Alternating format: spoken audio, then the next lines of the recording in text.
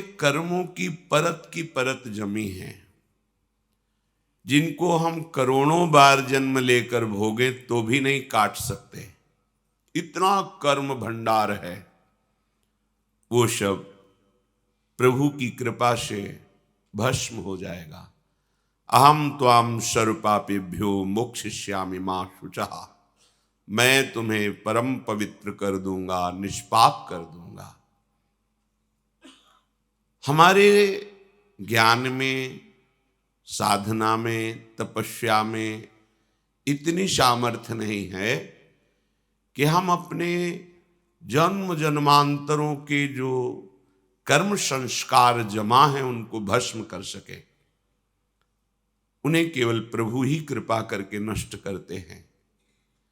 इसलिए चाहे जिस मार्ग का पथिक हो, चाहे गुरु रूप से हो, चाहे भगवान रूप से हो, वो आश्रय लेता ही है।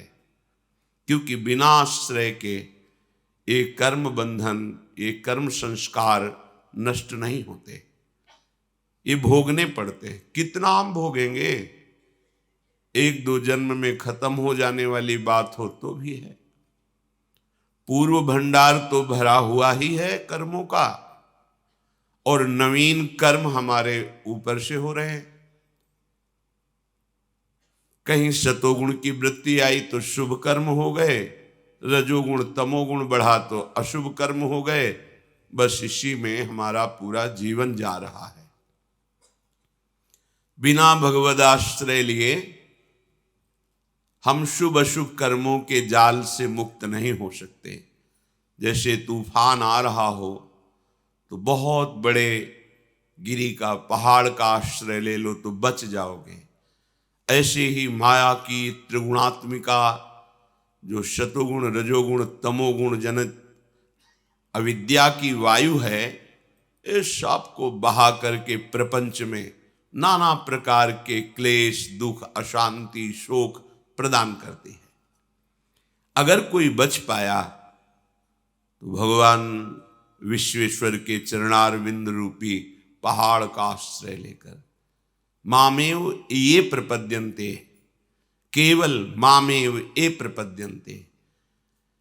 माया के तूफान की ताकत नहीं कि भगवान के चरण आश्रित को उड़ा सके, भ्रष्ट कर सके, नष्ट कर सके। नामे भक्ता प्रणश्यति। महापुरुषों ने कहा है कि निरंतर चिंतन उसी का होता है जो सबसे प्यारा होता है। वैसे सबको अगर विवेक मिल जाए और ध्यान से देखे तो सबसे जो प्यारा है वो केवल प्रभु ही है। जिस व्यक्ति से प्रभु अंतर ध्यान हो जाते हैं, वो चाहे जितना प्यारा संबंधी हो, फिर हम उससे प्यार नहीं करते, उसको नष्ट कर देते हैं। आग में जला के, धरती में समाधि दे करके, या जल प्रवाह करके, आदि आदि। अर्थात हमारा सबसे प्यारा जो प्रभु ही है। इकलौता बेटा है, वही पूरे संपत्ति का अधिकारी हो, पधार गया, अब रख लो, नहीं रख पाओगे। तुमने बेटा तो पांच भौतिक शरीर को माना था, जो अंदर था उसे तुम्हें परिचय ही नहीं है। जब परिचय नहीं तो संबंध कैसा? लेकिन वो कहते नहीं, वो जो था वो तो चला गया, अब ये तो माटी है, शव है, अब तो ये शरीर है। तो तुम प्यार किससे कर रहे थे? शरीर से नहीं कर रहे थे क्या? अब प्रश्न खड़ा हो गया। वो अनजाने में भी शरीर से प्यार नहीं कर रहा था, जो प्रभु है उन्हीं से प्यार कर रहा था। पर ये सत्संग के द्वारा जब अज्ञान का नाश हो जाता है तो प्रभु में महत्व बुद्धि करके जब हम देखते, तब हमारे अंदर निरंतर भजन की वृत्ति आती है। कुछ घंटे यदि हम सांसारिक कार्यों में तन्मय हो गए तो पूर्व वृत्तियां संसार में रहने के कारण जो थोड़ा समय भजन में देते हैं, उस समय भी भले अंगुली पे माला चले, हो सकता है जिह्वा में नाम भी उच्चारण करो, लेकिन आपका स्मरण संसार ही रहेगा। और माला चलाने का, जिह्वा से नाम जपने का फल है स्मरण, भगवद स्मृति। गोपीजनों की महिमा शास्त्रों में परमहंसों के द्वारा वंदना करते हुए पाई गई। बड़े बड़े सुखदेव जी जैसे परमहंस गोपी चरण वंदना, उनकी महिमा का गान किया। क्यों? क्योंकि उनकी बाह्य क्रियाएं भले सांसारिक दिखाई देती हो, लेकिन उनका चिंतन सांसारिक नहीं है। और हमारी स्थिति क्या है? अगर हम ठाकुर सेवा भी कर रहे हैं, प्रगट में क्रिया भागवतिक है, तो हमारा चिंतन कहां हो रहा है, स्मृति किसकी हो रही, ये बात देख रही है। हमारे हाथ में माला है, हमारी स्मृति कहां है? कोई भी भूत प्रेत पिशाच राक्षस, यमराज के दूत या यम या स्वयं काल उसे डर पा नहीं सकता जिसकी वृत्ति प्रभु के चरणारविंद में समर्पित हो गई। ये जीवन का परमार्थ का परम लाभ है, ये फल है। कुछ भी कार्य कर रहे हैं, नाम चल रहा है निरंतर, भगवद स्मृति है। चाहे वो गृहस्थ हो या विरक्त हो, यहां इस बात की चर्चा नहीं है। भगवत प्रेम में गृहस्थ विरक्त की चर्चा नहीं होती, उसमें अनुरक्त की चर्चा होती है। तुम्हारा मन कहां अनुरक्त है? अगर प्रभु के चरणों में अनुरक्त है तो तुम महात्मा हो, चाहे गृहस्थ हो या विरक्त हो। स्वप्न में भी कोई दैवी शक्ति, कोई विघ्नकारी देवता उसको भय प्रदान नहीं कर सकता। जागृत की तो बात जाने दो, जिसके हृदय में भगवत चिंतन है। मारे घूम रहे लोग कैसे दुख निवृत्ति हो? स्वप्न में भी तुम कभी दुख निवृत्त नहीं कर पाओगे भागने से। कर्म तुम्हारे आगे ही खड़ा रहेगा, चाहे जहां भाग के जाओ। इस कर्म का विनाश करना होगा।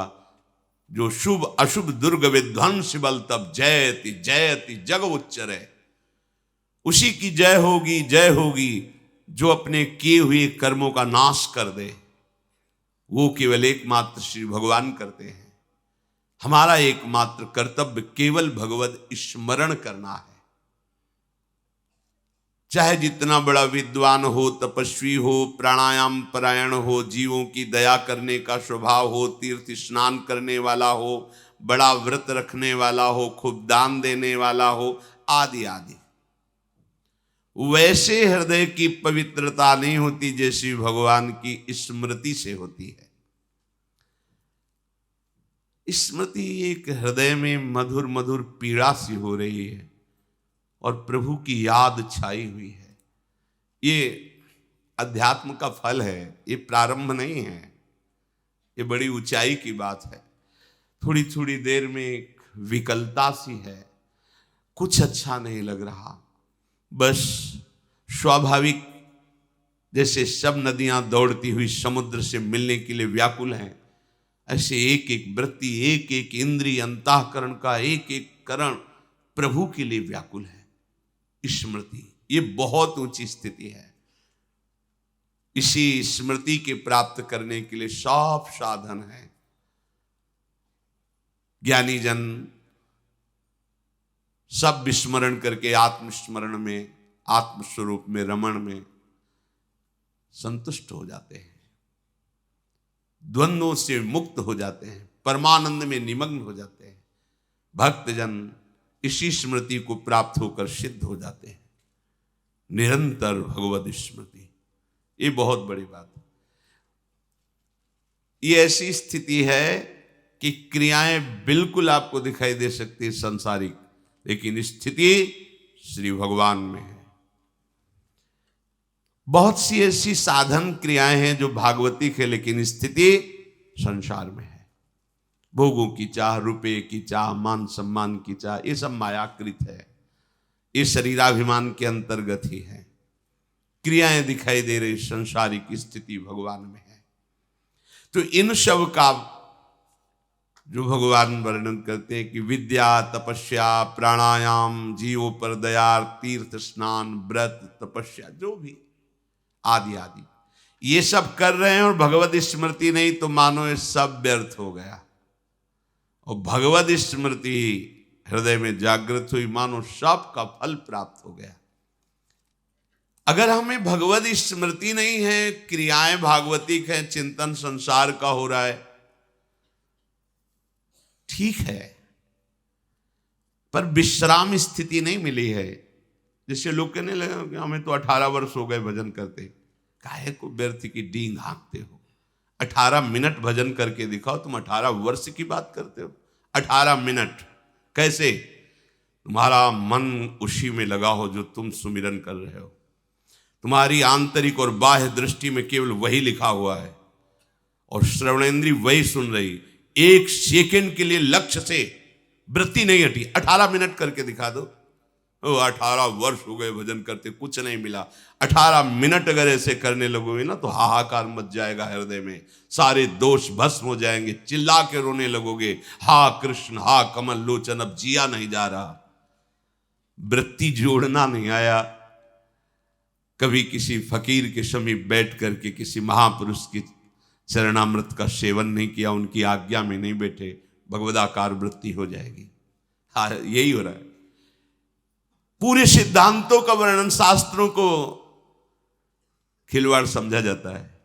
ये शास्त्र ऐसे समझ में नहीं आते जब तक भगवदाकार वृत्ति को प्राप्त किसी महापुरुष के समीप चरणों में बैठकर उनकी सेवा शुश्रूषा के द्वारा हृदय पवित्र करके उनके वचनों का अनुभव नहीं किया जाता, तब तक शास्त्र समझ में नहीं आता। अनुभूत वचन और शास्त्र से पढ़े पढ़ाए वचनों में बड़ा अंतर होता है। खास बात है अनुभूत वचनों की। शब्द ब्रह्म का पारगामी विद्वान और पार ब्रह्म का अनुभूत महापुरुष ही हमारा काम बना सकता है।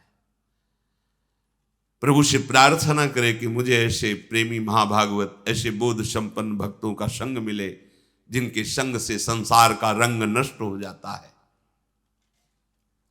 चित्तवृत्ति प्रभु में नहीं जुड़ी तो सब नाटक होता है, और उस नाटक में प्राप्त भी नाटक ही होता है। आपको अरबों खरबों रुपए मिल गए, बहुत जमीन मिल गई, करोड़ों लोग प्रणाम कर रहे हैं, नाटक ही तो है ना। ठग रहा है तुम्हें मालिक, ठग रहा है। वो सच्चिदानंद प्रभु जिसके चरणों में तुम्हें लौटना चाहिए, वो सामने अज्ञानी बनकर आकर तुम्हें ठग रहा है।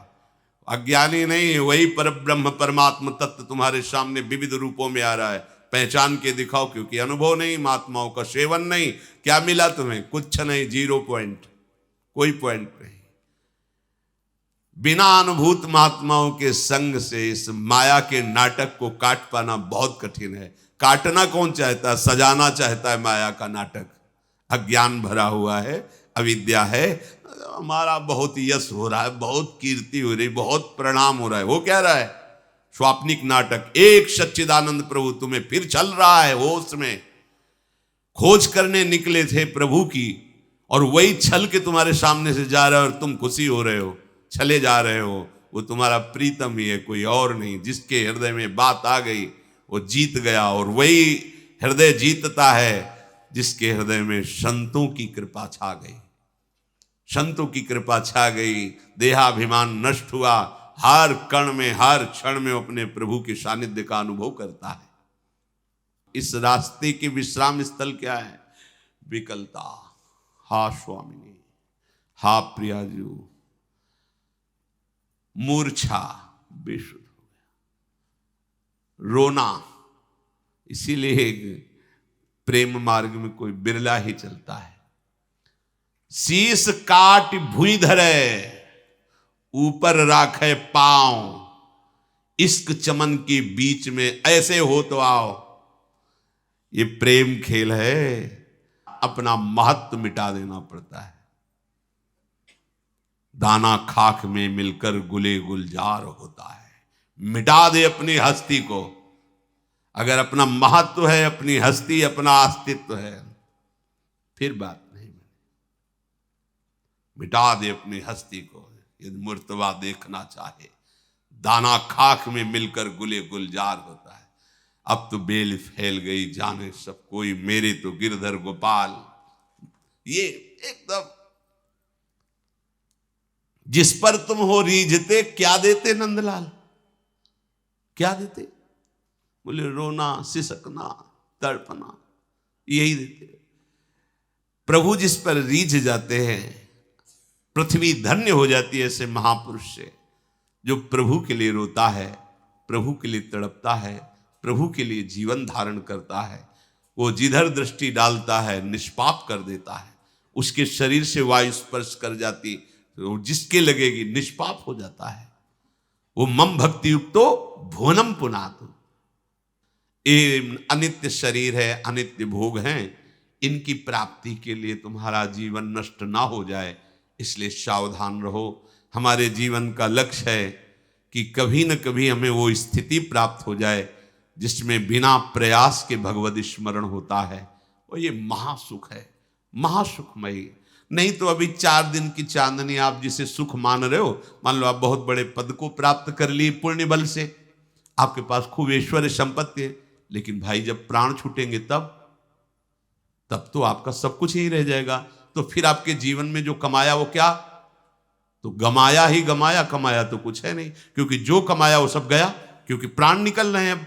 हाँ, अब कमाई मानी जाएगी नाम की। अगर आपने नाम जप किया है तो आपके साथ हो जाएगा, वो यहाँ के किसी भी तरह के व्यवधान से हटने वाला नहीं।